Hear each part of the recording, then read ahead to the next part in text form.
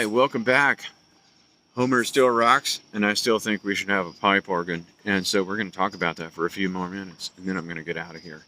If I can remember what I'm trying to say, I want to address some arguments.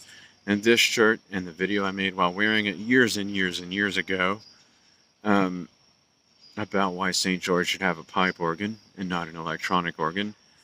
An argument was made that I was trying to address that a pipe organ is too big and too loud. And that doesn't have to be the case. A pipe organ can be any size you want. It could take up the whole back of the church, or it could be literally a box that you sit in front of and play. There are these little things called box organs or continuo organs, and I honestly think a continuo organ would be better and more suitable for the choir than the electronic organ we have. But that isn't really what I was going to suggest that we get. Like I said, I do think it'd be better,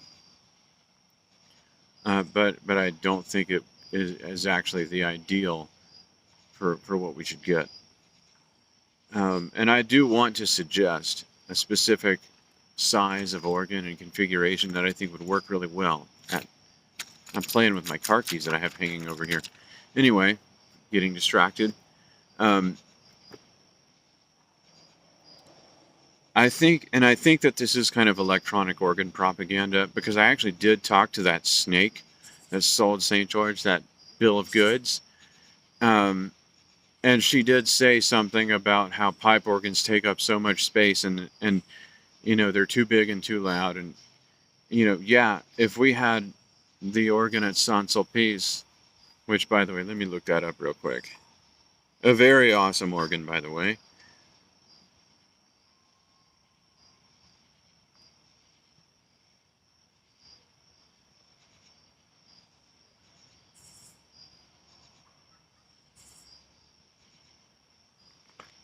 Yeah, if that's what you're thinking about, that would be too much organ for St. George, and it would be really loud. It would be awesome though, but that's not what we need, and that's not what I'm saying we should get. In fact, since I'm holding my phone up to the other phone to make a video, let's do this.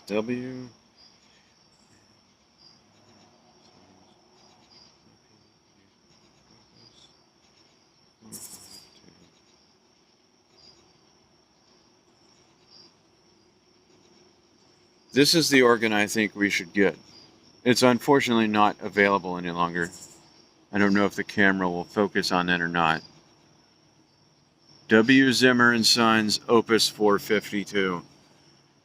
It's a 10-rank organ, real pipes, somewhat unified, but not excessively.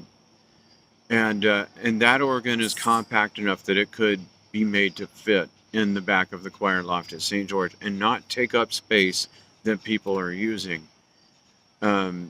Also, it's the real natural acoustic sound of those pipes. I'm totally convinced will inspire people to sing for ages to come. An organ like that will be really low maintenance and reliable. It will be inexpensive to tune because it's 10 ranks of pipes with a modest amount of unification. And I say modest, it's pretty unified, but it's not. I've seen way more unified organs than that. And I'm not going to get into the technical details and get into the weeds, just like I would in a previous video where I talked about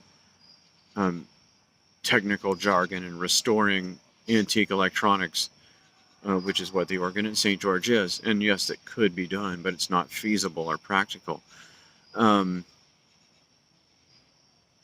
But an organ that size is not that big, and it wouldn't take that long to tune. So the labor cost of tuning it every year would not be very high. But it would make a massive improvement. I would reconfigure the facade. I showed the picture earlier on my phone here. Let me see if I can pull this back out. If I could, while putting this organ in the church, I would try to build a new facade and make it symmetrical and give it a more traditional style facade. Maybe I'll splash a picture I asked ChatGPT to draw that isn't exactly what I imagined, but is pretty close and really represents a beautiful classic style pipe organ facade that I think would be a beautiful masterpiece at St. George. And yeah, we should have a real pipe organ, and I'm not going to stop talking about it until it happens or till I die. So have a good night. Thank you for watching.